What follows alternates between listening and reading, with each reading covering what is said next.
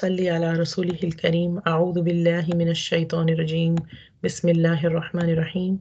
رب اشرح لي صدري ويسر لي أمري واحلل عقدة من لساني يفقه قولي واجعل لي وزيرا من أهلي. ربي يسر ولا تعسر وتمم بالخير وبك نستعين يا فتاح ربي زدني علما. ربي هب لي حكما وألحقني بالصالحين.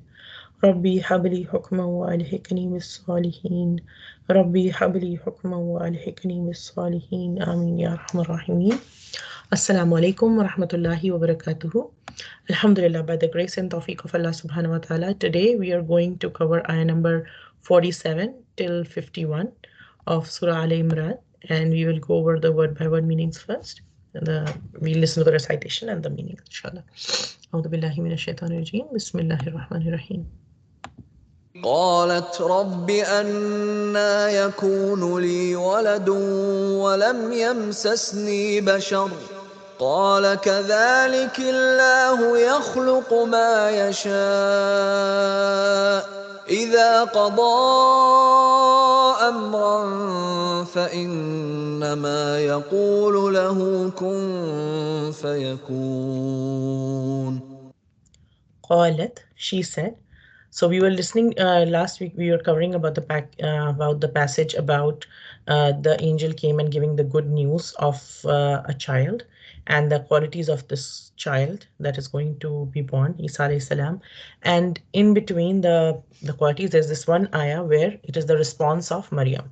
Salamun alayha. So she's saying to the responding to the angel, she's saying, qalat, she said, Rabbi, my Lord, anna, how, yakunu, is it going to be, li, for me, waladun, a boy. How is there going to be a boy for me? How am I going to have a child? Walam yamsasni, wa, and lam has not, or no. It's a very strong kind of no. Like there's la, which means no as well. Lam means like never. It has definitely not. So lam yamsasni. Masa is for touching, like it has not touched. Yamsasni, not touched me. So has not touched me. And who has not touched her? What is she saying? Bashar, any man. Bashar is used for a human being, a man. So she's saying, Ya Allah, Ya, oh my Lord, how am I going to have a boy when no man has touched me? Qala, he said, Kadhaliki, thus, Kadhalikillahu, thus Allah subhanahu wa ta'ala, yakhluqu, he creates, khalaqa, to create. One of the names of Allah subhanahu wa ta'ala is Al-Khaliq. And what is the name of Al-Khaliq? That signifies that he's the creator. He's the creator of everything that that exists. Right? So qala kadhalikillahu yakhluqu, he creates, ma yasha, ma, whatever, yasha'u, he wills. Like we say, insha'Allah, masha Allah. Like so the will of Allah is there in that word. Ida, when, qada, he decrees something, amran, he decrees what? Amran, a matter, any matter, amran, fa innama. So there are three words here, fa, inna, and ma. Fa, then, inna, definitely, ma, only, yaqulu, he says, lahu, to it, meaning it going back to the matter. He says to the matter, kun, be, fayakun, and it becomes. Right. So here we learn in this ayah that Maryam Salamullahi, she's saying, my Lord, how will I have a child when no man has ever touched me? The angel said, such is Allah subhanahu wa ta'ala. He creates what he wills, and when he decrees a matter, he only says to it, be, and it is. And then the next ayah, number 48. ويعلمه الكتاب والحكمة والتوراة والإنجيل. So we're here, wow, and is going back to the ayah number 46, right? So the angel's telling all the qualities of this child that she's going to have, and in between there is this there's this little conversation where she says, and then there's a reply to her, and then we go back to the same thing, that the qualities of the child is being mentioned again. Wa yu'allimuhu, and this child, he will teach. Al, ain, lam, and mim. Ilm is for knowledge, and yu'allimuhu, yu'allimu will teach, and who? He. So he will teach him, meaning Allah subhanahu wa ta'ala will teach him. Allah subhanahu wa ta'ala will teach this child Al Kitab, the book, wal Hikmata, and the wisdom, what Tawrat, and Tawrat, wal Injil, and the Injil.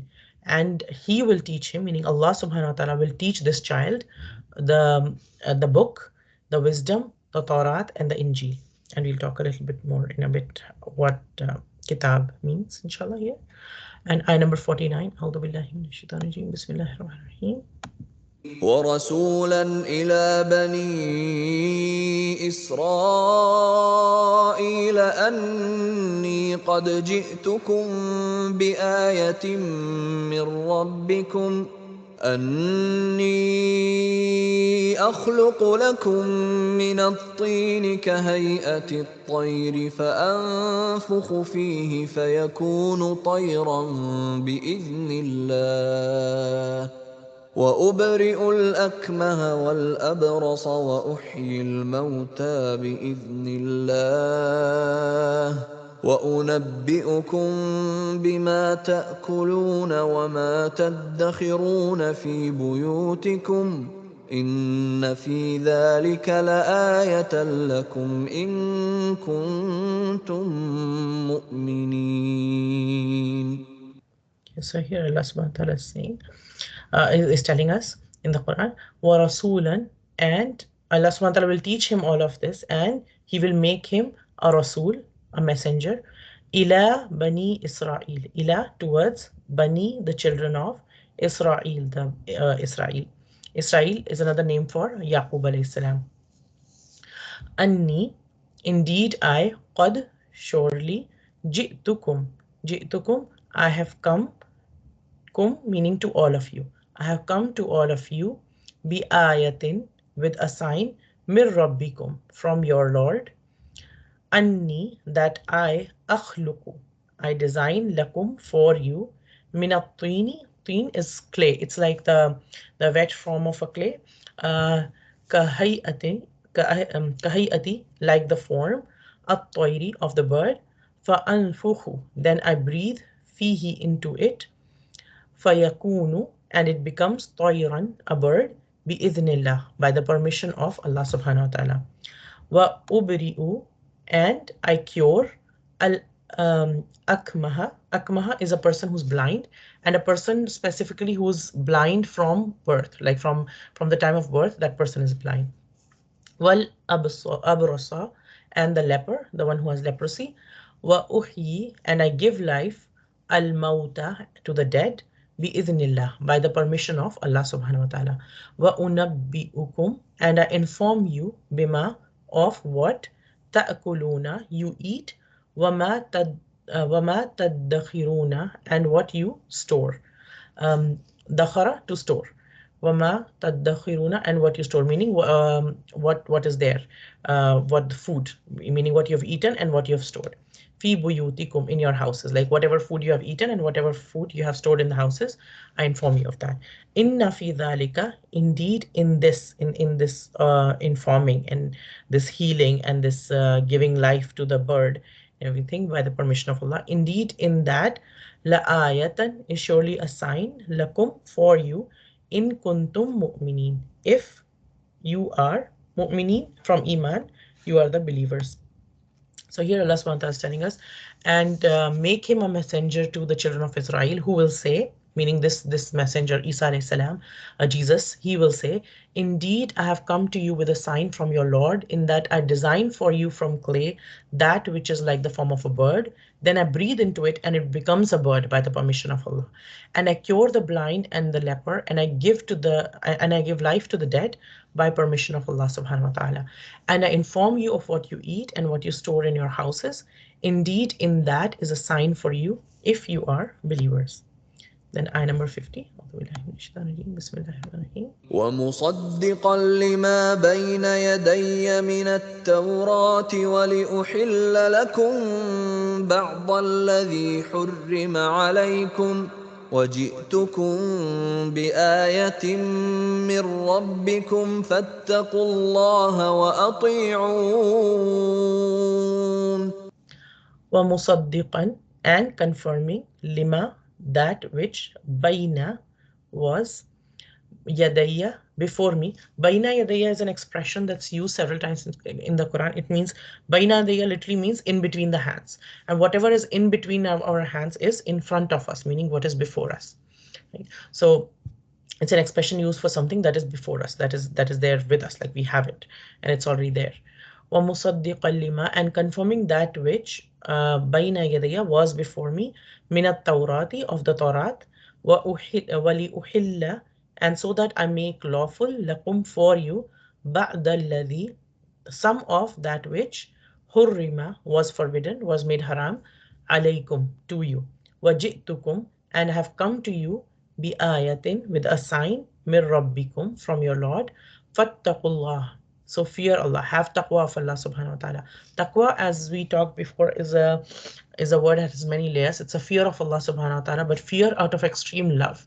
That when we love somebody a lot, then we don't want them to be upset with us, and we want to, and so there's that kind of a love, extreme love, and fear for the permission of Allah subhanahu wa ta'ala, fear of that Allah subhanahu wa ta'ala is not losing the pleasure of Allah subhanahu wa ta'ala, and rushing towards the pleasure of Allah subhanahu wa ta'ala, and leaving anything that has a risk of losing the pleasure of Allah subhanahu wa ta'ala. So that all comes under taqwa.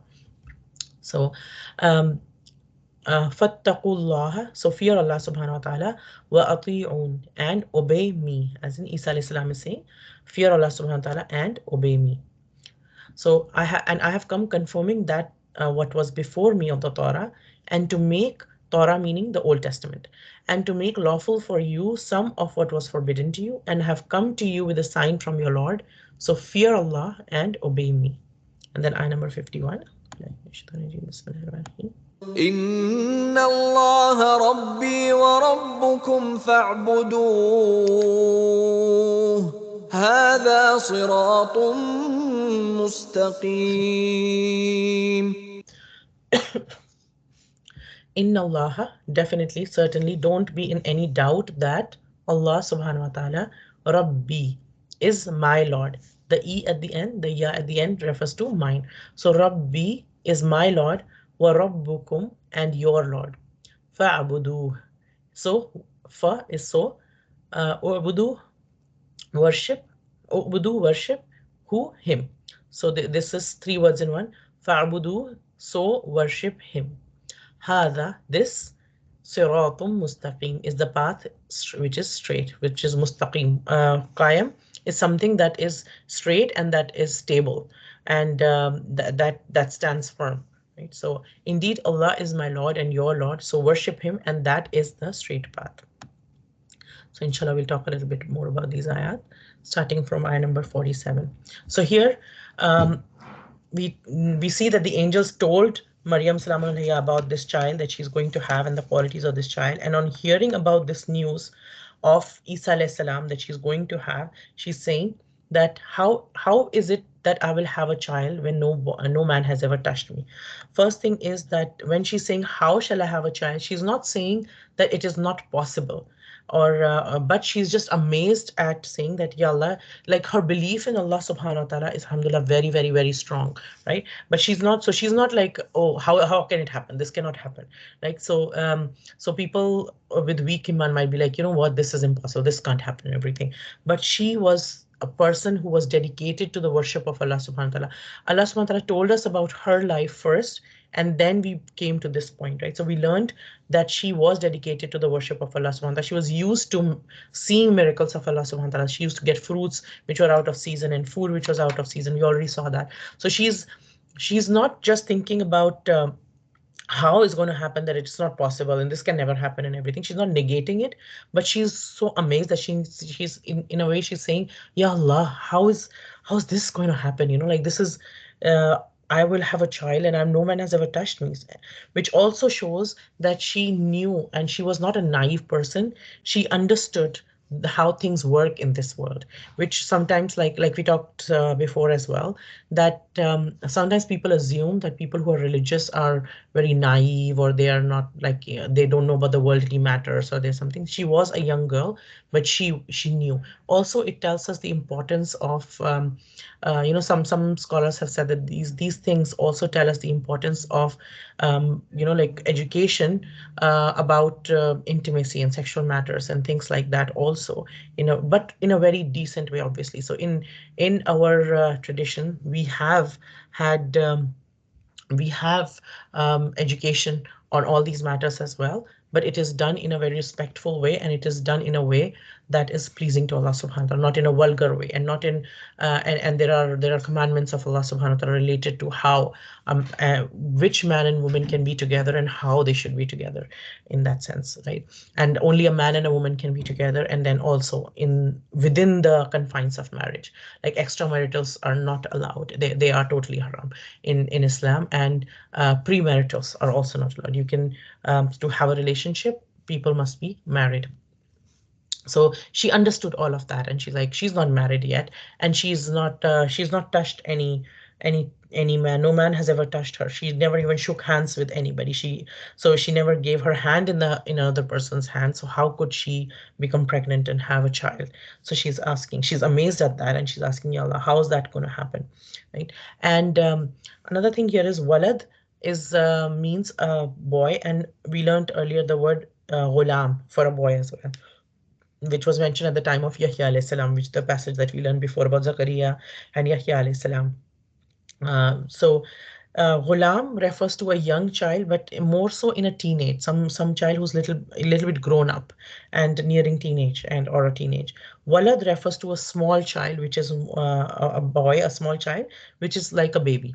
Right? So, and also through this, when she said that, Allah subhanahu wa ta'ala replied through the angel, and that he has full control to do whatever he wants. And if we just compare these with, we learned about how Allah subhanahu wa ta'ala informed Zakaria alayhi salam through the angel, and now Maryam salam alayha is also being informed. But there's a slight difference here in the same phrase that was used. قَالَ كَذَلِكَ اللَّهُ يَخْلُقُ مَا يَشَاءُ is being used here. So the word يَخْلُقُ has been used for when the birth of Isa alayhi salam is being talked about. At the time when the birth of Yahya alayhi salam or John was being talked about in ayah number 40, then the word yafalu was used. That Allah subhanahu wa ta'ala does what he wishes, and the word yafalu was used. If we go back and see, qala kadhalika Allahu yafalu ma yasha in ayah number 40. And here in ayah number 47, we learn that, and Allah subhanahu wa ta'ala is saying, yakhluqu. So what's the difference? And it's like a fi'l and khalq. They're two different words. Although they, when we use an English translation or something, the same word would be used, creates. Right? But when we understand the Arabic of it, fi'l means something that is created, something that is done with the use of asbab, meaning with some means to make something happen. So that some visual, something that we can see or something that we know of has been used, some means have been used to make something happen, right? That is called a fi'l. And khalq is something that is done without any asbab, any means that we can see, right? So and which is so just this little word makes so much difference, because it tells us a little bit more, because Allah subhanahu wa ta'ala told us about Yahya alayhi salam. The birth of Yahya alayhi salam was a miracle as well, but that was through the asbab, meaning the husband and the wife. Zakaria alayhi salam had a wife; they were married, and they were a husband and wife, and the child happened through the means that the child happens. And here, though, the Isa alayhi salam, Allah subhanahu wa ta'ala created him without the means of a father. Right? There was a father and a mother involved at the time of the birth of Yahya alayhi salam, and the word fail was used. Yafalu, Allah subhanahu wa ta'ala said. And here Allah subhanahu wa ta'ala saying yakhluqu, right? So even these just the differences of a word here and there and everything, these little things, if we know, then there we can go so much deeper. And again, Quran, they say, is an ocean, the depth of which cannot be reached. It's a mountain, the peak of which cannot be reached, right? So there's, the more we spend time with the Quran, the more we learn the Quran, the more we learn about its details and things, and it has more and more to give, even to the point of why did Allah subhanahu wa ta'ala use this word instead of this word in this ayah, and in a very similar looking ayah, but the another word was used, but there's a reason for it, right? And then the more we go into it, the more we are amazed on how perfect the word of Allah subhanahu wa ta'ala is. Also, when people who do hifz of the Quran, who are memorizing the Quran, these little things help them get over their mistakes as well, because and their hifz becomes more strong. Hifz meaning memorization, so their memorization becomes stronger,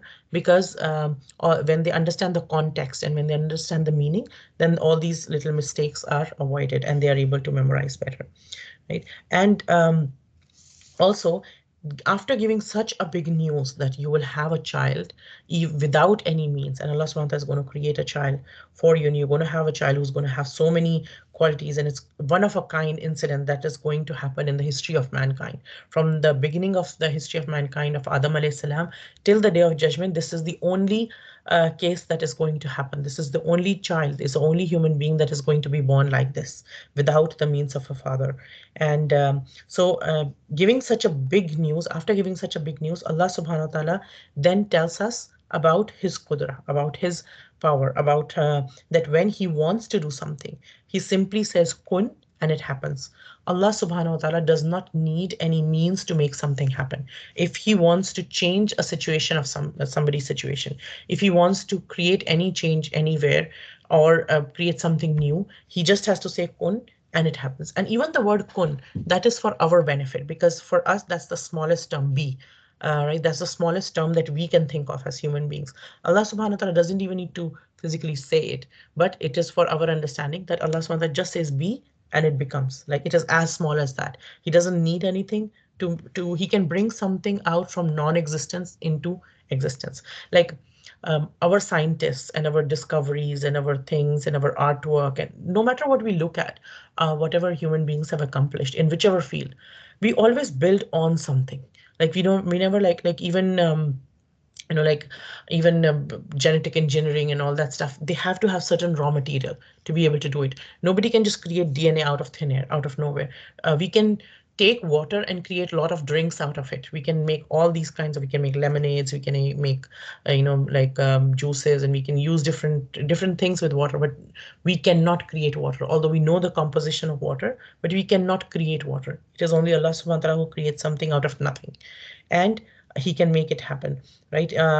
Even miracles happen in a person's life, and our connection with Allah subhanahu wa ta'ala is strong, because when we totally believe in this, when we believe, fully believe that Allah subhanahu wa ta'ala, when he decides a matter, then he only says to it be, and it happens. When we totally understand this and we totally believe this, then all hopelessness or depression or sadness will go away from our life. That it is Allah subhanahu wa ta'ala, when he says kun, it happens. And the way it happens, it's like, it's stronger and quicker than any of our touch systems that we have. If you can, like, I mean, this is a small example, but just examples are for our benefit, because we need examples to relate to things. So if you look at any touch screens nowadays, we have touch screens on everything, like refrigerators and gas stoves and phones, and like literally everything is coming with touch screens nowadays. And touch screen, the what is the point of touch screen? That you touch it and it happens quickly. The time gap is very low. It happens very fast. But Allah subhanahu wa ta'ala's kun fayakun, it's way stronger and way quicker than any touch system that we can look up to, or any remote that we can think of, right? And Allah subhanahu wa ta'ala has made asbab. He has made means for things to happen. That is the way he has decreed for things to be in this life. Like, there is a seed that goes in the plant, and it is watered, and there is sunlight, and there's the soil conditions, and everything go together, and then the seed sprouts and grows and into a plant, and then it becomes a tree slowly, and then it bears fruit. There's a process to it, and there are means to it. There has to be the sand, there has to be the seed, there has to be water, there has to be things happening at a certain point, there has to be protection from the weeds, there has to be all these things, all these means, all these asbab. But Allah subhanahu wa ta'ala does not need them. He has created them and made them a means. But if and when he wants, then he can create things without any asbab as well, right? So for him, it is as easy as just saying be. right? For us, as we would just say be, it's like for him it's like as easy as that, and even easier, right? And we learn from other traditions that 50,000 years ago, before 50,000 years before the earth and the skies were made, Allah subhanahu wa ta'ala made the kalam. The first thing that Allah subhanahu wa ta'ala created was a kalam, a pen, and he asked it to write everything until the day of judgment with just kalmaikon. Right? Everything was written in it, meaning everything about your life and my life and how it will go. And if we do this, then this will happen. If we make this dua, then this will happen.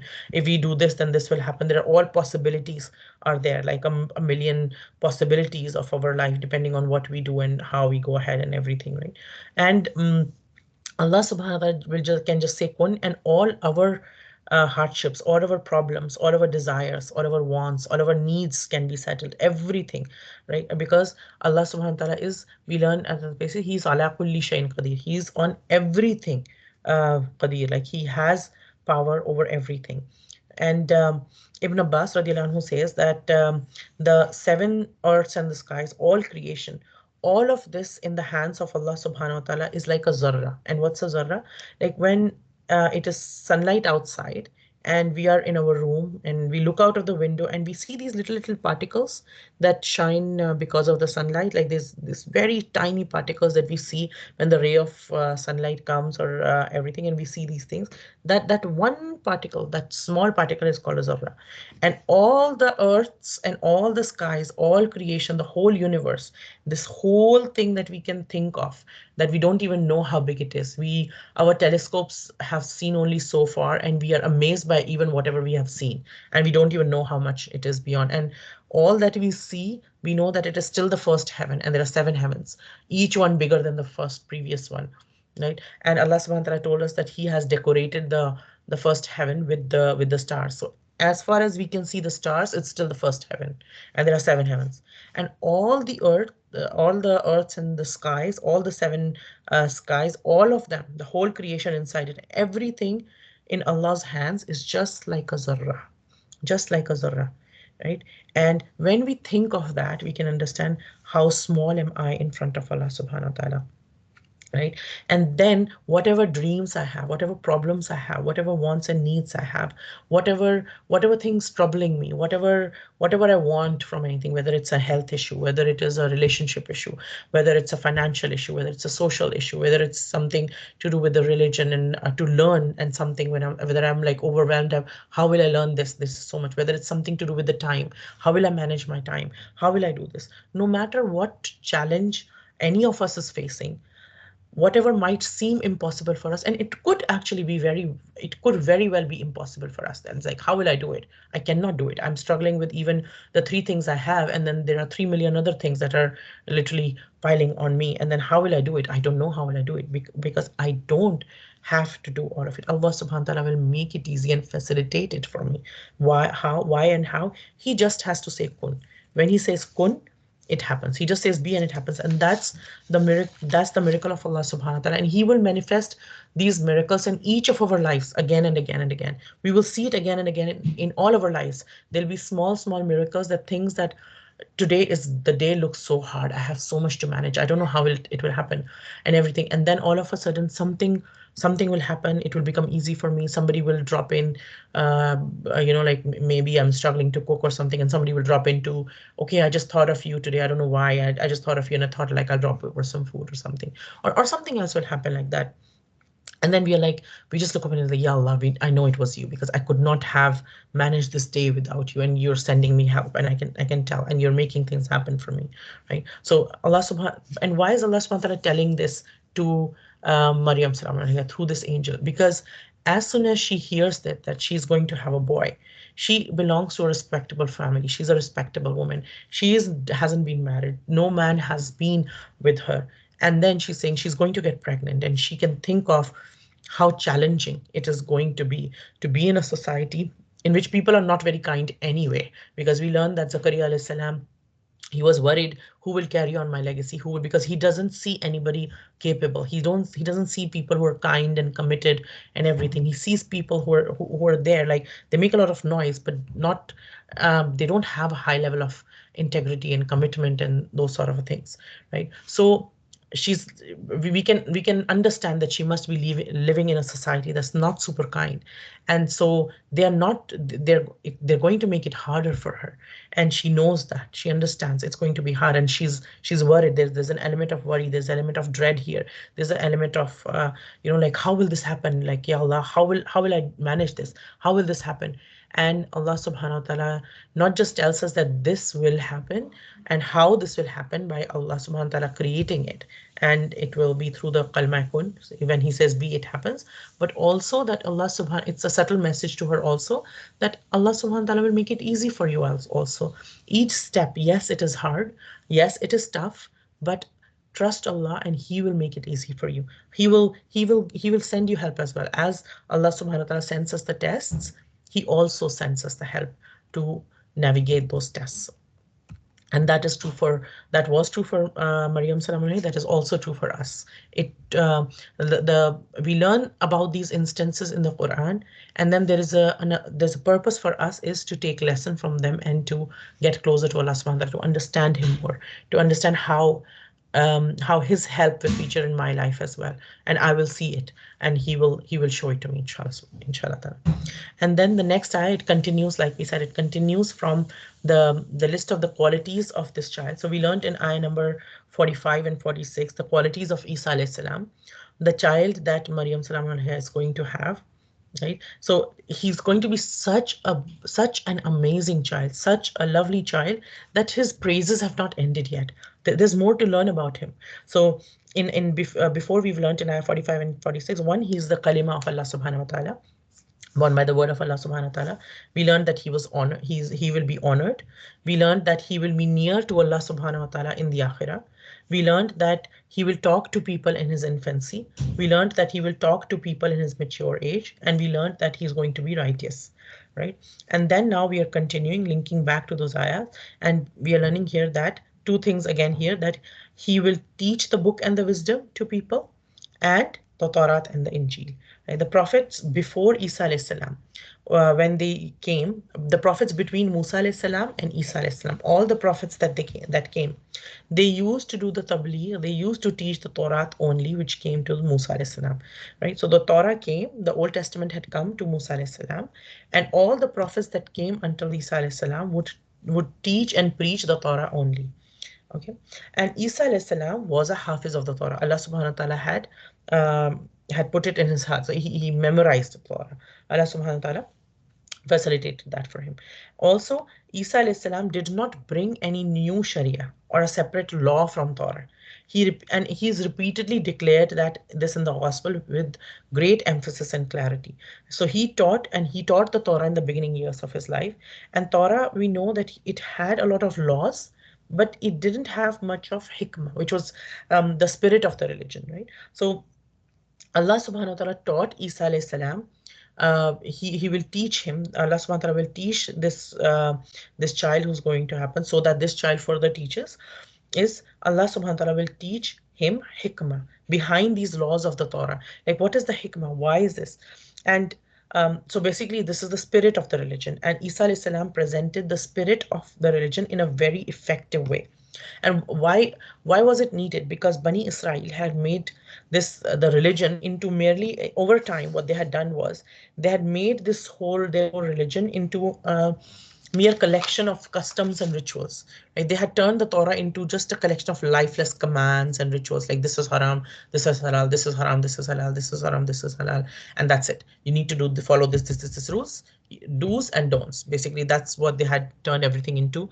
And on the other hand, when Isa alayhi salam came, he infused life into these rules and these teachings of Allah subhanahu wa ta'ala with wisdom, right? Like through wisdom, he taught them wisdom behind these laws. Yes, there are laws, but there is a reasoning to these laws, and there's a benefit in these laws, and there's a commandment of Allah subhanahu wa ta'ala. What happens when you obey Allah subhanahu wa ta'ala, right? And so he infused life into these teachings by teaching them wisdom and everything. And the Jewish community at that time, at the time of Isa alayhi salam, at the time of Jesus, they failed to appreciate this blessing that they were getting from Allah subhanahu wa ta'ala. And now the so, and some scholars have said in this that Torah and the Injil have been mentioned later. Injil meaning the New Testament, Torah meaning the Old Testament. So the Torah and the Injil have been mentioned separately here. So what is the book and the what is Al Kitaba and Hikmah mean here?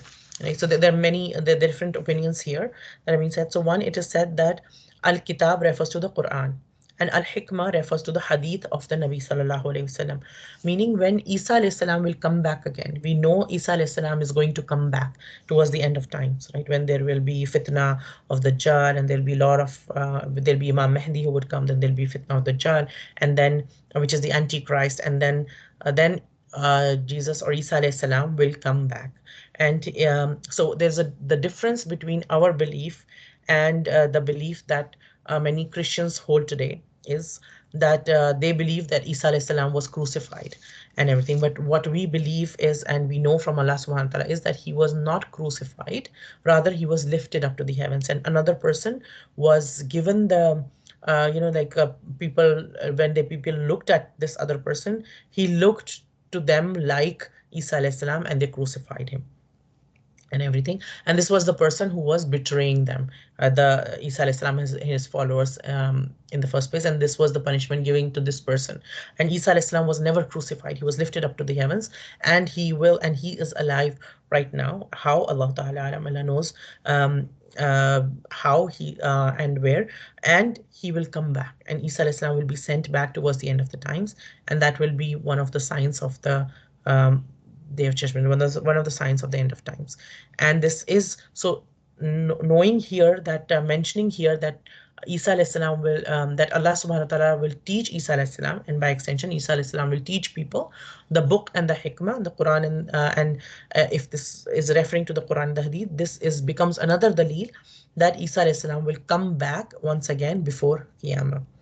Right? And Imam Shafi'i radiallahu anhu, he says that whenever in the Quran the word along with the word kitab hikmah is used, then this refers to the hadith of the Prophet sallallahu alaihi wasallam. And sometimes it is also said that this refers to the tafsir of the Quran. Right? And so this is a sign that Isa alayhi salam will be taught Quran and hadith, and he will teach it to people. Another meaning of the word kitaba is used as that of reading and writing. And it is said, so kitab could also refer to kitab, meaning Allah subhanahu wa ta'ala will teach this person, this child who's going to be born, to read and write. So when a child is going to be born without a father, there is no father in the picture, there could be a worry that, okay, who will educate this child? Who will take care of this child? And Allah subhanahu wa ta'ala says that Allah will teach him himself. Right? He will be able to read and write, and which was, as we know, in olden times, reading and writing was a big deal. Not everybody could read and write. Not everybody was literate. So the ability to read and write, Allah subhanahu wa ta'ala will teach him that. And even in this life now too, we see that ilm comes from Allah subhanahu wa ta'ala alone. Ilm, Allah subhanahu wa ta'ala is the one who gives ilm. Right? Sometimes we see that there are people who are in privileged homes, they have all the money, they have all the resources and everything, but they don't study. They just don't, they're just not interested in studying or getting ilm and everything. They have time on their hands, they have resources on their hands, they can study, but they don't want to study. While at the same time, we see that people who live, like those who are in rugs and they live in huts and everything, they have such short resources. They're so they're so tight in their resources as they grow up and everything, and yet they work so hard and they make their way to the best of universities and they get the best of degrees, and they become the best of professionals in whatever field they choose to be. And even in religious knowledge, we know that people who are from like not religious families and not like far from religious families, even reverts and everything, and they end up studying more. Allah Ta'ala opens those doors for them. Right? And so we know that ilm comes from Allah subhanahu wa ta'ala. We need to look at Allah subhanahu wa ta'ala for ilm. And Imam Ibn Taymiyyah, he used to say that whenever he could not understand anything in the Quran, when he would come to the Quran and there was something he would not understand, he used to make dua constantly. He used to make dua, oh Ya Muallima Ibrahim, Allimni. Oh teacher of Ibrahim, you taught Ibrahim, teach me as well. Ya Allah. Oh, the one who gave fahm to Sulaiman, give fahm to me as well. Right? So he would make this dua like that. So the thing is, for ilm and for all other needs, we should look at Allah subhanahu wa ta'ala. Allah is the one who raises. Allah is the one who takes care. So also teaches us that when somebody's parents pass away, right? Or if, as parents, when we pass away, then our children will not die. And even somebody's parents pass away, the children don't die. They live whatever amount of time they're supposed to live. And Allah subhanahu wa ta'ala will provide them resources, whether we are here or whether we are not, right? And Allah subhanahu wa ta'ala created Isa alayhi salam out of nothing, like without a father. And Allah subhanahu wa ta'ala took care of the needs of Isa alayhi salam. In fact, he blessed him with ilm that nobody of that time was blessed with, the Torah and the Injil, and he was given hikmah, and he was given the book. And so we can when we rely on Allah subhanahu wa ta'ala, inshallah he will take care of all our needs, and we don't need to be too worried about our children either. Yes, we worry in a reasonable way, enough to push us to whatever we needs to be done and everything, but we don't excessively worry about things, so to the point that it paralyzes us, and we are constantly worrying about it, or depressed about it, or anxious about it and everything. Another thing is, what is hikmah? Hikmah refers to when a person can make the right decision at the right time, right? And when a person can differentiate between what is good and what has harm in it. For me, sometimes we make decisions and we are like, after like a year or 2 year, like, oh man, that was not a good decision. Like, if I had not done this, all these I could have been spared from this problem, or this thing would not happen. Or maybe we missed an opportunity and somebody else took that opportunity, and we were like, no, this doesn't seem that good, and somebody else did that and they are flourishing and everything. I was like, yeah, I should have done that. There was goodness in this, right? So what is hikmah? Hikmah tells us the understanding between, it's a deeper understanding, and hikmah comes only from Allah. Like, we cannot create hikmah in ourselves. Hikmah comes from Allah subhanahu wa ta'ala. That's why I make the dua, Rabbi habli hukman wa alhikni bis salihin. Ya Allah, grant me hikmah. The dua of Ibrahim alayhi salam. Ya Allah, grant me hikmah, and join me with the righteous people. Right? So hikmat is the decision, the ability to make right decisions at the right time, and to have a understanding, a proper understanding of what has benefit and what has harm in it. Right? This also tells us the value of ilm. Allah subhanahu wa ta'ala didn't say that he will give this child who's going to happen, Allah will give him this much money or this much power or this. Allah subhanahu wa ta'ala said, wa yu'allimuhu, and he will teach him. Right? The angels telling Maryam alayhi salam that Allah subhanahu wa ta'ala will teach this child ilm, right? And also, just to study is not ilm. Ilm means like you study something, then you go in depth, then you reflect upon it, you think about it, you ponder about it, and you put some effort into it, and then whatever is beneficial part of that, whatever you've learned, that information that you have learned, that knowledge that you've gained, you apply it. Right? And then if we don't apply the beneficial ilm and everything, then it is just a burden, and we don't that's why we ask Allah subhanahu wa ta'ala for the dua, and the Prophet ﷺ taught us the beautiful dua that we should make after every salah. And the Prophet ﷺ said to Muad, radiyallahu anhu, ya Muad, and it is so beautiful how the Prophet ﷺ, even when he teaching, the Prophet ﷺ taught with such beauty. He says, ya Muad, I love you. And then he says, Ya Muad, I love you. And then he told to the effect that, I want you start making this dua after every salah. And then Muad obviously made this after every salah from there on. And what was the dua? Allahumma a'inni ala dhikrika wa shukrika wa husni ibadatik. Ya Allah, Ya Allah, enable me to remember you, to be grateful to you, and to worship you in the best of ways. Right? So um, uh, that that's what beneficial knowledge does to us. And also in another dua we learn that, Ya Allah, grant us, Allahumma inni asaluka ilman nafiya wa rizqan tayyiba wa amalan mutaqabbala. That, Ya Allah, grant us the beneficial ilm. There's so much knowledge in this world. There's so much information in this world, but we want that which is beneficial. I don't want information overload. I don't want to go through 50 million WhatsApp messages every single day in the morning. I don't want to have so many phone calls running all the time, which is like talking about just things which are not like things that are not even important in life for me or for anybody else. Just talking about weather, or talking about like just discuss, like, yes, we talk about weather a little bit, but just discussing things that are no of no consequence, like for hours and hours and hours and everything. We don't want that kind of information. We want relevant information. We want the information that's beneficial, and the risk that is pure, right? So, Allahumma inni as'aluka ilman nafi'a wa rizqan tayyiba wa amalan mutaqabbala, and deeds which are accepted by Allah subhanahu wa ta'ala. Right? And Allah Ta'ala is telling us that He will teach this child ilm, meaning He will teach this child beneficial knowledge, beneficial information, the ilm. Right? And then Allah tells us in the next ayah, and وَرَسُولًا إِلَى بَنِي Israel. And He will make him, another quality is that Isa alayhi salam will be a Rasul to Bani Israel. He will be a Rasul to Bani Israel. And so until now, the word Nabi was used, and now the word Rasul is used. So what is the difference between the word Nabi and the word Rasul? And for the Prophet ﷺ, for example, we use both the word Nabi Sallallahu Alaihi Wasallam. We also say Rasul Sallallahu Alaihi Wasallam.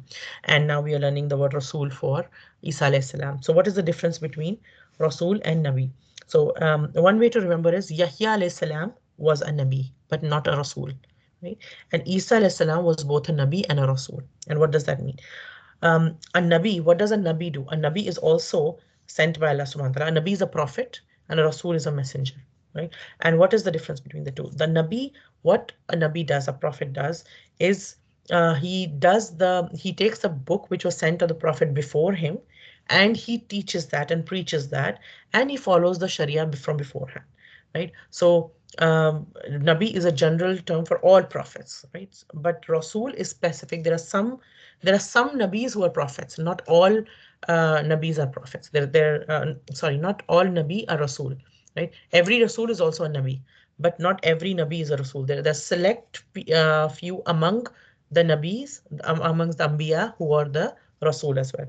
So a Rasul comes with a new book, right? And Rasul gets a new book, um, and that new book, that what happens usually also with the Rasul is, a Rasul comes as a divine judgment for the people he's sent to, meaning he comes with a message and there is a divine judgment to it. There is a new book that comes as well with this prophet, and their response, the people that he comes to, the response that they give to this message, it plays a crucial role in determining their fate, what is going to happen to them. Like whenever a Rasul came, and how did the people reject him? Did the people accept him?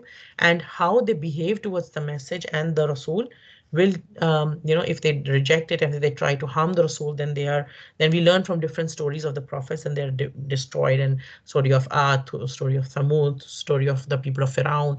We learn about all these people. When a Rasul comes and gives you the message, and you understand the message, and you don't accept the message, and you try to harm the Rasul, astaghfirullah, then you meet the other fate. And on the other hand, when a Rasul comes and gives a message and you accept the message and do your best to follow the message, then obviously you have been promised the good things as well of this life as well as the next. And so Isa alayhi salam, we are learning, is a Rasul to Bani Israel. And Bani Israel meaning the generations of Yaqub alayhi salam, right? So of Jacob. So as opposed to Nabi sallallahu, if you look at the word Rasul for Isa alayhi salam and the word Rasul for the Prophet Muhammad sallallahu alaihi wasallam, then there's a little bit difference there between the two. One is Isa alayhi salam is a Rasul to Bani Israel only. Right? As a Rasul, Isa alayhi salam came to Bani Israel only, right? Whereas Nabi sallallahu alaihi wasallam, Nabi Muhammad sallallahu alaihi wasallam is rahmatul lil alameen, meaning he is the rahmah for all of the worlds. He is the rahmah for all people of all times, right? And Isa alayhi salam's risalat, the Isa alayhi salam was not a Rasul for the entire mankind, for all times and all people. We love him, we respect him, he is a prophet. The kind of respect we give to all the prophets is there for him, but he is not a Rasul to everybody. And why is this important? Like one of the popular sayings that we also hear is that is there in the Gospels. I've come to collect together the people of Bani Israel. And when he had seen his Hawari, his helpers, he had instructed them to go to Bani Israel only. Right, and he said that he mentions in the Bible also to this effect, that I have come together to bring together the lost sheep of Bani Israel, of the people of. And why is that? Because The message that he came with, the truth, the virtues, the moral values, that the message that he came with, um, that his message brought, would be effective only for the descendants of Israel, because they had this context of prophets and everything at that time. We're talking about that time of Isa alayhi salam, right? That message had a context for Bani Israel. For others, they would not understand or appreciate this message because they did not have this history. They did not understand this and everything at that time of Isa alayhi salam.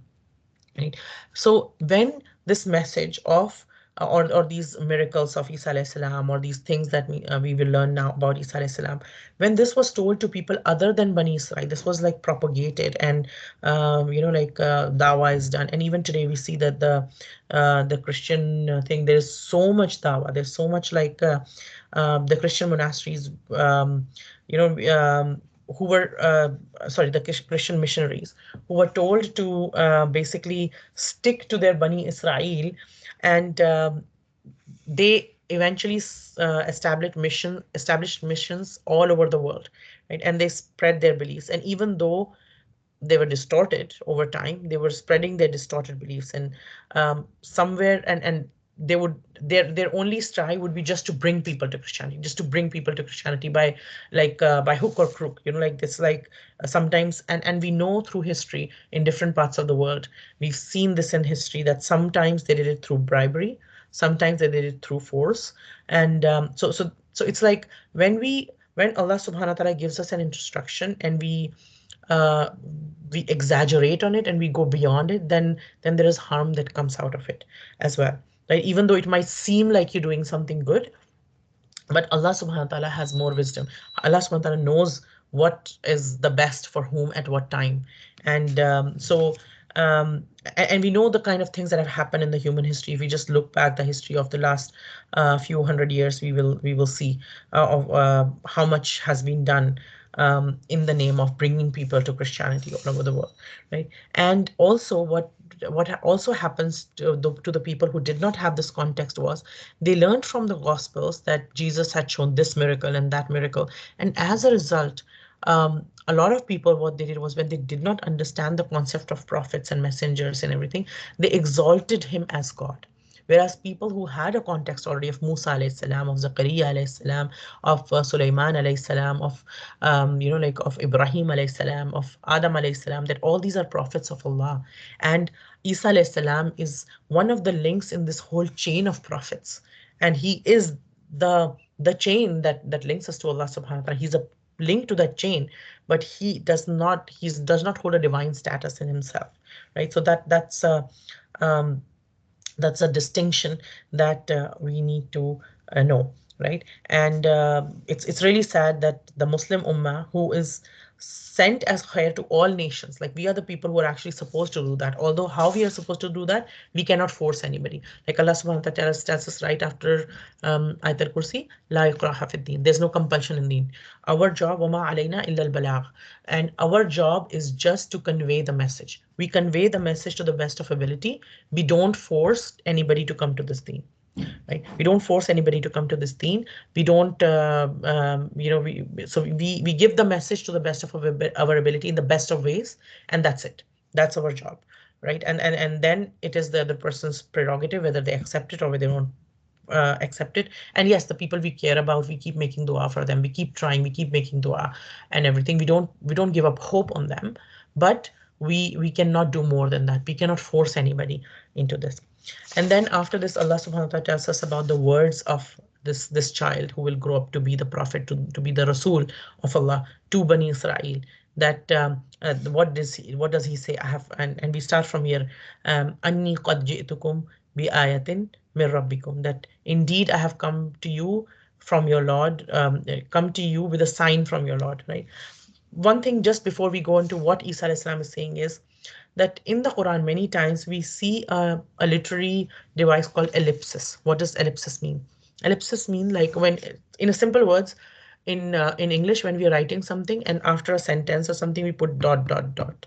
What does that mean? That means there is a lot more, but we are not saying it, right? So that's basically called ellipsis. So what we see here is this.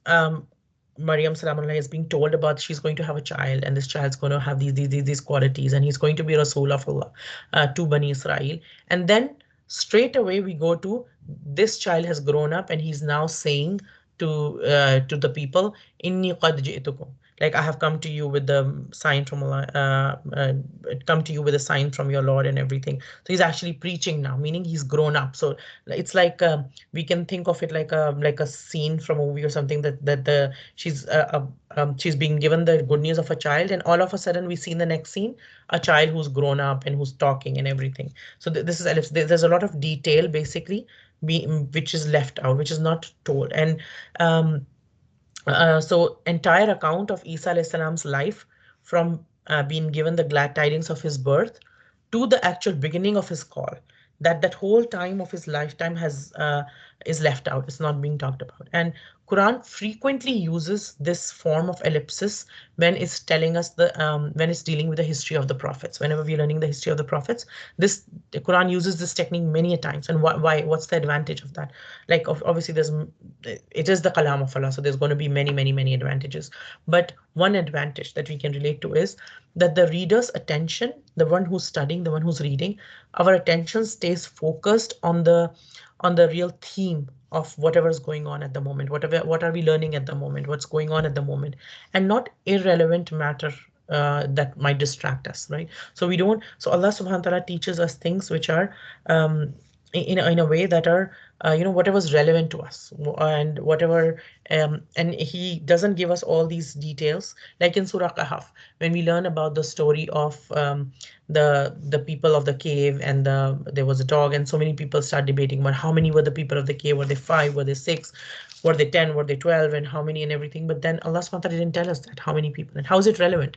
How many people, right? So our purpose is, the lesson for us is in what happened and how there was their belief in Allah and how Allah took care of them and everything. So similarly, at many places in the Quran, Allah subhanahu wa ta'ala does that. He says this, that he omits out details that are not needed, and we learn about the details that we need. So Isa alayhi salam says, or Jesus, he says that I have come to you from your Lord, and I have brought you an ayah from your Lord, miracles from your Lord, right? And one is his birth itself is a miracle, because his birth is without a father, right? And also what we are learning here is from mir rabbikum, meaning I have not brought these divine miracles or these things. I have not brought them myself. I have brought them from your Lord. It's your Lord who sent it through me. This is not me doing it. It is from my Lord. And he owns the miracles and everything. And he sends it to the prophets. Yes. And he communicates to the mankind through the prophets. And that's the protocol. Like anytime we can think of any big even this worldly leaders of this world, they don't speak to every single person directly. They will speak to a news channel, or they'll speak to somebody, like somebody on media, or they'll post on their social media, or this and that, or they will, or their ministers will announce things in their local things and everything.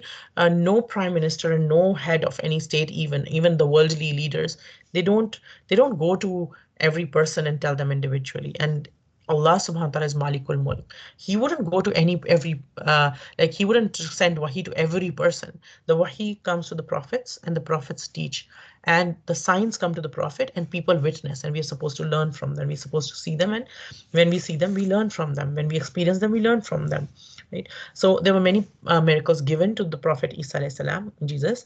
And what were the miracles given to him? Some of the miracles are mentioned here. Is one, he would make shapes of like a bird or something from the clay, and then he would blow into it and it would become alive, and that bird would fly, right? That was one of the miracles. And every prophet came in his time with miracles of his own time, right? So Isa alayhi salam also had the other miracle which was there was of healing of at that time medicine was at top notch at that time, at time of Isa alayhi salam, right? And when something is very advanced, and then when something mind-boggling in the same field in which everybody is so advanced feels that they are so accomplished, and then they are literally defeated in that very field, then they understood like what happened to the magicians of Musa alayhi salam. They were magicians, they knew magic inside out, they were the experts in magic and everything. And when they saw Musa alayhi salam's staff eat up all their sticks and everything, which were looking like snakes to people. They understood this is not magic. This is a miracle. They understood. They more than anybody else understood this is not magic. So every prophet comes with a miracle best suited to their own times. So Isa alayhi salam, one thing was he gave life to this, and then he had healing, right? And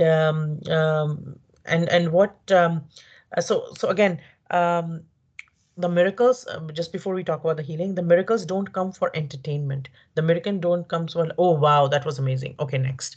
The miracles don't come for that. The miracles are there, they're a sign of Allah subhanahu wa ta'ala, because when we learn this is not humanly possible, and people are forced to acknowledge that this is divine, right? So also what he healed was he healed people who were born blind from the mother's tummy. They were born blind. Even science today has not found a cure for people who are born blind. Yes, transplants are done, but the same eye is not healed, right? So now what we do is that when so somebody who's been born blind, they can have a transplant and everything, but the same eye. So what Isa alayhi salam could do was he could heal the same eye. So there was no transplant or anything. He would blow on it and everything, and he would heal people like that. And he would heal people who had leprosy, and there was no cure. No cure had been found for leprosy until that time, right? So it was contagious, highly contagious, and he could heal people. Also, he could, by the command of Allah subhanahu wa ta'ala, he could give life to somebody who has died, and he would be able to bring that person back to life. And that was, and again, he mentions it again and again in this passage, in all of this, bi'idhnillah, bi'idhnillah, by the permission of Allah subhanahu wa ta'ala, right? And what he would do is people who would come to meet him, even the people who would come to meet him and all his followers and anybody else who would come to meet him, he would tell them of what they ate in the morning today, right? He would be able to tell them what they ate in the morning today. And not just that, he would inform them of what they have stored, what food they have, what food items, what grains, what things they have stored in their house. And if we think about ourselves, sometimes we don't remember what we have left in our own fridge, let alone, like other people, like, oh, let me check what I have in the fridge. I'm like feeling hungry. Let me check what I have, right? So sometimes we don't know. And but he would inform people who would come to meet him, not just one people, whoever came to meet him, he could inform them of what they ate and what they have left at home. And in all of this, there is a sign for us if we believe, right? But the benefit is only for the one who believes, right? If we have belief in Allah subhanahu wa ta'ala, in kuntum mu'mineen, if we have belief in Allah subhanahu wa ta'ala, if we believe in Allah, if we understand that there is a God, and if we put our hearts towards the God, then we will benefit from all these signs. Even this Isa alayhi salam brought all these signs with him, yet there were people in his time that were opposing him, that were trying to harm him, and everything. It's like, what could be clearer proof? He had such clear proof, like raising a person from dead and healing people and telling people what they have eaten, what they have stored at home, and things like that, and giving them the message of the Torah, be giving them the message of the Injil, and telling them all of that. Like he could talk to the people, the scholars of Torah, and he would tell them about the changes they have made in the Torah. And nobody knew about those changes, but except those who had made those changes. And he would tell them exactly, this is where you change this and this. And people who were established scholars of the Torah, they would argue with him, and he would defeat them in their debates. He would tell them things, and they would be speechless in front of him. So all of these were signs, for in him there was a sign. And yet people in his time also, and there were time in the time of all prophets, at the time of Musa alayhi salam, at the time of Isa alayhi salam, at the time of the Prophet Muhammad sallallahu alaihi wasallam, who see the miracles. And there are also people today who will see the Quran. Quran is a living miracle. They will see the Quran, they will understand the Quran, they will see it, they will understand it's from God, but they will not follow it, because the heart is, the belief is not there in the heart. And then the belief is not there, then all the miracles, they fail to make an impact. They see it and it's like, yeah, okay, great, next. Like, it doesn't go deeper than that, right? So also, when we see miracles, the point for us is that when we see the miracles of Allah subhanahu wa ta'ala, we don't just get so engrossed in the miracles that, wow, this is amazing, and we just keep talking about it, and we just keep getting engrossed in it. We utilize it as a means to get closer to Allah subhanahu wa ta'ala. That also tells us about the purpose of understanding the Quran and reading the Quran and everything, and reciting the Quran and trying to learn the Quran and trying to teach the Quran and trying to, like spread the message of the Quran. And, the purpose is not the Quran in itself. The purpose is to get closer to Allah subhanahu wa ta'ala, because this is the word of Allah subhanahu wa ta'ala, right? And for example, Zakaria alayhi salam, we learned about him just a little while ago in the same surah. When he saw the fruits with Maryam, salamun alayha, when he saw these fruits, that Mary had these fruits which are not of season, and how are she getting those fruits? He understood this is a miracle of Allah subhanahu wa ta'ala. Then he didn't be like, oh my God, what fruits do you get? He didn't sit there, oh my God, like yesterday, what fruits did you get yesterday? Oh my, oh, when do you get fruits? How often do fruits come to you? And do they just appear? Or does an angel deliver it or something? Or do you think of something and then it happens? Or how does it happen? And this and that. He didn't go into all of these details with her and everything, which are unnecessary. How would it benefit him, right? What did he do? He utilized this miracle that he saw to get closer to Allah subhanahu wa ta'ala. In the sense, he's like, yes, a fruit can be obtained without season when Allah wills. So I'm out of season. My wife is out of season. We are very old and she's barren, but we are out of season. Then Allah subhanahu wa ta'ala is giving her. Then he felt inspired and he utilized that as a means to feel closer to Allah subhanahu wa ta'ala and go and make dua to Allah subhanahu wa ta'ala. That is also a lesson for us for dawah. Although all of us who are involved in giving the message of Allah to other people or sharing the message of Allah subhanahu wa ta'ala with the other people, our core purpose of sharing the message of Allah subhanahu wa ta'ala or Islam or anything should be to bring people closer to Allah subhanahu wa ta'ala, bring people to Allah subhanahu wa ta'ala, not to ourselves, right? Not to ourselves.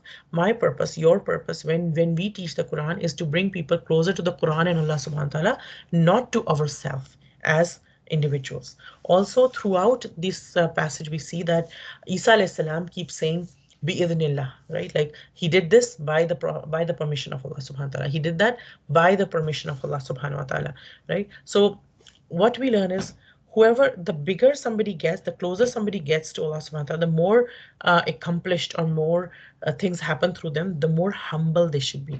Knowledge that does not make us humble is not of much benefit. And we know there's a saying in different languages that, the empty utensil makes the most noise, right? So, and as the utensil starts to fill up, the noise starts to get lower. As we get closer, our like extra uh, too much talking, too much thing, it goes down, right? And we learn that things are from Allah. So we understand that what you're doing is not, any goodness is not from us. We understand that the goodness is coming from Allah subhanahu wa ta'ala. And Isa alayhi salam is repeating this again and again and again so that we can understand that all that he's doing is from Allah subhanahu wa ta'ala. Whatever skill, talent, achievement, whatever we get, it is from Allah subhanahu wa ta'ala. It is from the tawfiq of Allah subhanahu wa ta'ala. Wa ma tawfiqi illa billah. And if we really think about it, by ourselves, we cannot even take one breath. We really need Allah subhanahu wa ta'ala for every breath that we take. Like there has to be right amount of oxygen in the air, right amount of carbon dioxide, right amount of like the air pressure and this and that. And none of us can control any of it. We have no control, zero control over any of it, right? And in our normal day-to-day life, yes, we can have like um, these bubbles, these spaces where we have like oxygenation and this and that. We have all these things happening nowadays, but so much effort and so much energy and so much things have to be done to create this small bubble and everything. But if you think of the normal day-to-day atmosphere, everything, Allah's just taking care of just the right amount of everything for us, right? So this is not just a statement. When we say bi'idhnillah, it is not just a statement. It is what our heart calls out to. And also, it tells us that like any achievement that we do, we don't feel bloated or we like, oh my God, like, okay, fine, yeah, I've done this, that, everything. We should remember our shortcomings as well, and we should remember, even if at times when we are doing really good, that we should remember the other side, that we have both sides. Each one of us, as human being, we all have both sides. We all have both sides, right? And so we need to do that, and we need to remember that goodness is from Allah subhanahu wa ta'ala, and this was removed from the Injil, the Bidhnillah, that he did this by the permission of Allah subhanahu wa ta'ala, right? And Isa alayhi salam, we know that he was the last prophet to Bani Israel, and so that people do their Islah and come to the right way, and like from them the spirituality had gone away from them, raham had gone away from them, kindness had gone away from them, and everything. And to the point that one time Isa alayhi salam saw people stoning a woman for zina, and Isa alayhi salam said to the people that only that person picks up the stone and throws the stone who has never committed zina.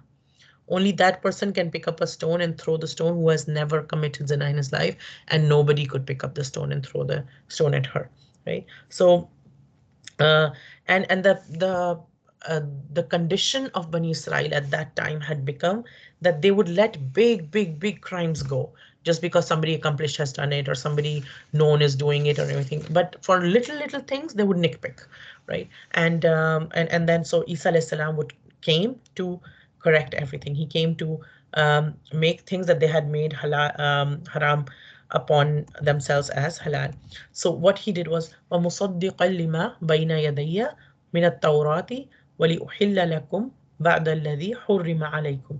That what the people had done was people of a lot of scholars of Bani Israel, they had made little things haram on people. No, you can't do this, you can't do this, you can't do this. Like even today we hear a lot of people have created restrictions even in the name of Islam.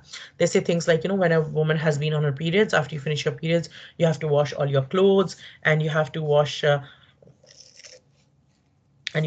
your clothes and your home and everything after your periods before you can start praying again. But Allah subhanahu wa ta'ala taught us through the Prophet that all we need to do is do a ghusl. And if the clothes that you have been wearing while you were on your periods, whatever clothes you were wearing, the outer clothes that you were wearing, as long as they don't have a stain on them or something, you can wear them again. Or you can wear the same clothes and you can pray in them and everything, no problem. Like you don't have to get rid of the clothes and you don't have to do this and everything. What happens is when people, and again, if somebody wants to go extra and do a bit extra, that what, I don't feel comfortable, I want to just leave those clothes and I like to wear new clothes and everything, and that's totally fine, you can do it, and there's no harm, nobody's stopping you for it. But we shouldn't preach those things, those extra things that we do to others, and make life hard for them, because everybody is at different level in different things, everybody has different circumstances. So what these people had done was, in the name of religion, they had kept doing things like that. We should do this more, this more, this more, and they had turned it into rules. You should have, so basically they had turned everything into farz, like all the sunnah and the nafil. And but we learn, and we are very clear in our tradition that we have to also, and again, people do things all the time still, but we have to understand that there is farz that we need to do, and then there's sunnah and nafil that we do as and when we can. Like Allah subhanahu wa ta'ala does not, la yukallifullahu nafsan illa wusaha. Allah does not burden any soul more than what it can bear. So we should not burden either ourselves or other people with what what Allah subhanahu wa ta'ala has given. Also, when he's saying that I have come to confirm, that means two things. One is he has come to confirm the Torah, meaning it is said in Matthew 5:17, think not that I have come to abolish the law and the prophets. I have come not to abolish them, but to fulfill them. Right? So he confirmed the Torah. He did not reject the Torah. It is only in Paul's time, much later, many years later, after Isa alayhi salam, that his followers, and today we see most of the many Christian strands following the time from the time of Paul. It was in Paul's time that his followers openly rejected the Torah or the Mosaic law. But Isa alayhi salam never said that. He said that the law has to be followed, and the law teaches you things like like you cannot commit adultery, you cannot do this. And today we've made, if we look at the majority of the world who's following these faith, they have made things halal upon themselves which were prohibited, and they have made things, some things which were allowed, they've made them prohibited, right? They've changed things around and everything. While what he was doing is he came to confirm those things. Also, this could also mean musaddiqan, meaning to attest to something. Musaddiqan could also mean that he was a fulfillment of the prophecies in Torah, that there'll be a prophet like this who will come, there'll be a prophet like this who will come. So they will be like that. Also, we learn another tradition that the Jews because of the sins that they had done, because of the things that they had done, of the dhulm that they had done, the interest-based transactions that they used to do, and how they used to stop people from the path of Allah subhanahu wa ta'ala. Because of that, things had become harder for them. So this is another sunnah of Allah subhanahu wa ta'ala, that we learn that when people disobey Allah subhanahu wa ta'ala, when people stop others from the path of Allah subhanahu wa ta'ala, as a people, as a group, what happens is things start to become harder on them. Like if we see, like, sickness starts to increase, the like the financially people start to struggle and everything. So everything becomes like, things start to become constrained, and health problems and this and that. We see those problems popping up everywhere, here, here, here. Why? When we see people going away from Allah subhanahu, when people are disobeying Allah subhanahu wa ta'ala and stopping others from the path of Allah subhanahu wa ta'ala as well. Those who are trying to go to in the path of Allah subhanahu wa ta'ala, and others are trying to stop them, right? So taqwa is different, and unnecessary restrictions is different. Also, when another thing is, when we stop people from the path of Allah subhanahu wa ta'ala, then unnecessary restrictions or problems or constraint do come on us. So we need to protect ourselves from that. Also, what we learn is that the creation of Allah subhanahu wa ta'ala is perfect. Meaning, in our body, if we see, there is no scope for even a little bit of addition. Like, even we get a little, like a piece of wood stuck in our finger, and how much it how much it hurts, and how much it pains, and if we don't remove it, then it can, like, get septic, and it can get all these problems if we don't remove this extra piece of wood and everything. Until we take it out, we don't feel, um, we don't feel all right, right? So our body, Allah subhanahu wa ta'ala has created it in a perfect form. Similarly, Allah's deen is also perfect. There is no need for addition or any deletion in it, right? So, and so the Prophet Isa alayhi salam, he's saying that he came with the ayat of the miraculous ayat of miracles of Allah subhanahu wa ta'ala, and he came with the Injil, and through that, Allah subhanahu wa ta'ala solved these problems of ilm for them, told them how to do things, and told them different things, right? And after telling all those things, what do you say? Fattaqullah. What's the purpose of all these signs? What's the purpose of me teaching you about the Torah, about so Isa is saying about the Torah, and making things lawful which was made haram, and correcting those things with those deviations that have been made, is what the purpose of all of this? That fattaqullah, fear Allah subhanahu wa ta'ala, wa ati'uni, and uh, obey me. He's not saying fear me, he's saying fear Allah subhanahu wa ta'ala. Meaning, when we fear, when we have the taqwa is meant only for Allah subhanahu wa ta'ala. Extreme love, extreme unconditional love and obedience, and like, fearing the displeasure and doing anything to please him and everything, that is reserved for Allah subhanahu wa ta'ala. And follow the prophet, and that we learn again and again in when we say even la ilaha illallah muhammadur rasulullah, right? That Allah subhanahu wa ta'ala, there's no god but Allah. And Muhammad sallallahu alaihi wasallam, as much as we love him, we respect him, we want to meet him, we desire that he be pleased with us on the day of judgment. Yet he is a prophet, right? No matter how high a human being, he has reached the highest pinnacle of a human being that a human being could reach, but he's still a human being. And Allah subhanahu wa ta'ala comes down to the lowest heavens. How we know how he comes, we don't know. Allah ta'ala alam. It's a matter of the ghaib. We don't know. But he comes to the lowest heavens every night, and we are able to make dua to him at the time of the Hajj. But even if he comes to the lowest heaven, he's still the Rabb, right? The Rabb is the Rabb, and the Abd is the Abd, right? Uh, so fear Allah subhanahu wa ta'ala and obey the prophets, right? Obey the prophets. And then Allah subhanahu wa ta'ala tells us through the words of Isa alayhi salam, which is a message for all of us until the end of times, is Inna Allaha Rabbi wa Rabbukum. Isa alayhi salam saying to people, indeed Allah is my Lord and your Lord. Fa'buduh. So worship him. Don't worship me, worship him. He is the Lord. He is my Lord and your Lord. So worship him. Hada siratum mustaqim. This is the straight path. The straight path is that you worship Allah alone and nobody else. That is the core of Tawheed, the oneness of God. There is one God and one God only. And this is the message that Isa alayhi salam got. And when we truly love Jesus, when we truly love Isa alayhi salam, we follow his message. We don't distort his message.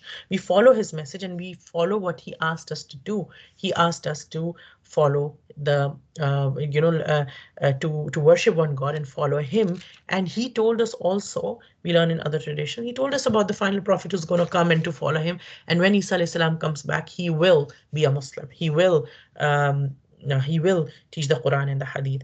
And we learn that when he's saying that, we learn that this change was done over a period of time in a way that the Nabi was made into Bani, like instead of um, not my he's my Lord and your Lord for Allah subhanahu wa ta'ala, it was changed to my father and your father, right? And that is a wrong translation, because in Hebrew the word ab means both father and sustainer, and the word ibn means both son and abd, both son and, so the two meanings that can be taken. But when the meaning, we take the meaning of something, we take it in context, right? So a lot of translations over a period of time took it out of context and made it into a father instead of sustainer. Instead of Lord, they made it father.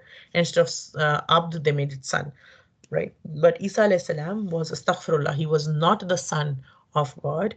He was, Allah subhanahu wa ta'ala is not the father of Isa alayhi salam. Allah subhanahu wa ta'ala is the Rabb of Isa alayhi salam and the Rabb of all of us, right? And so worship him alone. This is the straight path.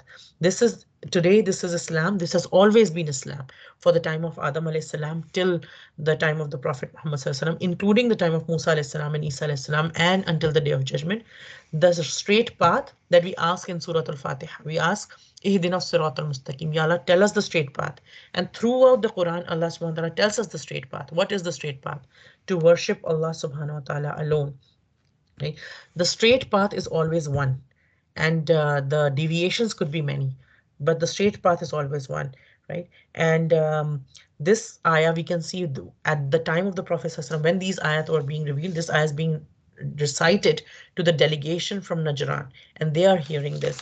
And as today we are hearing this, and what is the difference between slavery and being an abd, bandagi, like they say, is that when we worship Allah subhanahu wa ta'ala, like other slaves, other people who are slaves to somebody, they want to get rid of that slavery is not a good feeling. Obviously, we want to get rid of it. But when we become slaves of Allah subhanahu wa ta'ala, when we worship him, when we do his ibadah, what does that mean? That means to worship him, to be enslaved to him with a high amount of it, excessive love, with excessive love. And this love is created by, and how is fed by the Quran, by the miracles of Allah subhanahu wa ta'ala in the universe and in the Quran, in our own lives. And then we learn more about ourselves, and we learn more and more about Allah subhanahu wa ta'ala.